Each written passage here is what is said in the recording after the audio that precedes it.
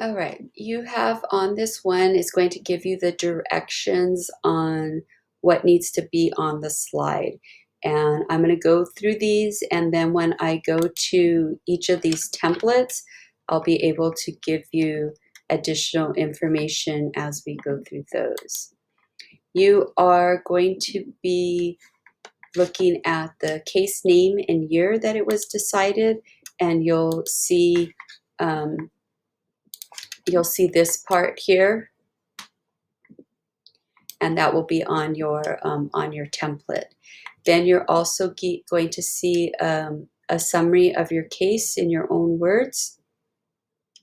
That will also be on your template. The summary is going to be really short, and it's a slide. That should already tell you your information is going to be precise and short. Your summary is going to be either one very well-written sentence or two well-written sentences.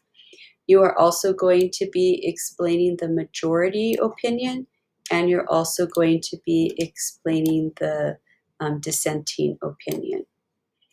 When you are explaining those two, you will actually then be explaining this rule of law. What did the case establish moving forward from the Supreme Court? You are also going to be including on your slide the number decision, meaning what did it look like? For example, on Roe versus Wade, on the slide you would write 7-2 in favor of Roe. That would be on your slide. You're also going to include a photo. That will be also on your slide. If you want to, you can change the font. You can change the color of the background. If you have something against the colors I chose, I don't have a problem with that. I am trying to make this as simple as possible for you. I've given you the layout, the template to help you out. And you will be earning 40 points for one slide. You also have this opportunity here for extra credit.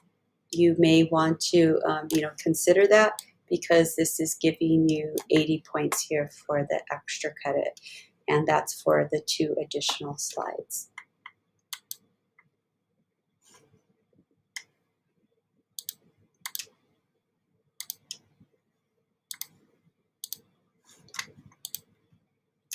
Okay, so let's look at these here. Go a tiny bit smaller. Ooh, not that small. Let's go fit. Okay, I'll just scroll down. You have one slide that you need to complete, and that is one Supreme Court case, and that is 40 points. Okay, so all the things that I just mentioned here about the year and who the case is, that's all listed here. Let's use Roe versus Wade as an example. So you would write Roe, and then you would write Wade, and then 1973. And this is your short summary here. Oops, let me do that. Your short summary, 1 or 2 well-written sentences. These two here, the majority opinion and the dissenting opinion, I will give you clarification on that when I go to the other page. And then I already talked about this here, right? 7-2 in favor of, and then in this case was Roe. And then I want you to include your opinion, and your opinion should be a disagree or an agree. I'm not, again, looking for a long sentence, or excuse me, like a long paragraph. You're writing a sentence or maybe a second one if you need to use it to wrap up your idea. You don't need to write something like, I agree with the Supreme Court because those justices are really smart, period. You need to give me a little bit more, and this is about you. It says your opinion. So you can agree with what the Supreme Court did, or you can disagree, but back it up with some philosophical piece, and that's fine. It's an opinion, and make the opinion meaningful in that respect. You'll notice, again, this one says one Supreme Court case, 40 points. That's all the assignment is for. If you want to go to this one, you would see here, second Supreme Court case completed on this slide is 40 points extra credit. And then you see on this one here,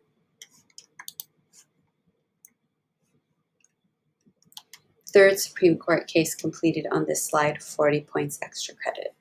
And everything on here is the same. It's a matter of you just plugging in the information or plugging in the photo. When it comes time for the photo, you can delete this and then just place the photo down. Or what some students do is they just place the photo on top of the directions, whatever fits your need. You may be choosing a photo that's more in a vertical position and not in a horizontal position, so you can delete the boxes and place it on there. Again, you can keep the colors, keep the fonts. I'm trying to make it as simple as possible. I'm not giving you points because you're not getting extra credit points for the background or for the fonts or that. I would just use what's there to keep the design fairly easy. Let's go to our assignment here. This was the assignment that I had given you previously, which was for section 3. This was the Supreme Court one, and when you had clicked on here, you saw the section 3 portion about the Supreme Court being explained.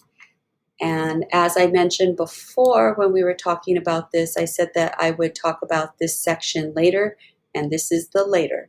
And what we're going to talk about here is this first little section here. When a case is accepted and the Supreme Court says, yes, we're putting it on our docket, that we will be listening to it for the duration. They do have a time frame that they say that they are going to be hearing cases, and any of the cases that they accept have to fit into that time frame. The clock stops, and then they restart another, what they call session, on the calendar. And this one is when the court accepts the case, each side sends the court a brief. And let's use a Gideon versus Wade as the court case. And your Gideon versus Wade court case is Gideon versus Wainwright is the case where you have an attorney, you have the right to have an attorney whether or not you can afford one. So Gideon versus Wainwright, they submit one, Gideon and Wainwright, they submit briefs, explanations. A lot of attorney jargon. They're far from being brief, but they are explaining their argument. The next step is that the two sides present orally arguments for the justices to hear those oral arguments. Then the justices vote on the case. The next step here is that they will explain their decision in writing, and they are going to do that with a majority opinion. And that opinion is released, and it sets a precedent, and that's what this is talking about. So these decisions end up setting a precedent for the court here. And then the other side of it is, say that there is a justice that is on the majority side for this case, and Gideon versus Wright is actually a good example because all 9 went to one side. There was a majority, unanimous majority opinion for 9, and that means that the majority opinion is written. If of those 9 justices, another one says, you know what, I want to include some other explanation on it too, on why I feel the majority opinion should stand, and another justice can write a concurring, another input piece. And what happens if there's no dissenting opinion? Well, that means that there's no dissenting opinion. So right now, what I told you on this case, there was 9. So there is no dissenting opinion. There is nobody that is giving the other side. If we wanted to use Roe versus Wade, for example, we could say there was 7 on one side and there was 2 on the other side. So it's 7-2. And in this case, the dissenting opinion, the 2, one of them could say, you know, I disagree and I want to share why I disagree. And that will tell you what the disagreeing points were on that one, on that opinion. And going back to our assignment, you will be able to see on here the majority opinion and then you also see the dissenting opinion on this one. And those are where the two come in. If you're doing the Gideon versus Wainwright, or another case that is a zero, like an Engel versus Vitale, Chaplinsky, no, we're not doing Chaplinsky, we're doing a Brown versus Board of Education, you're not going to have a dissenting because you're going to have a 9-0 situation with those.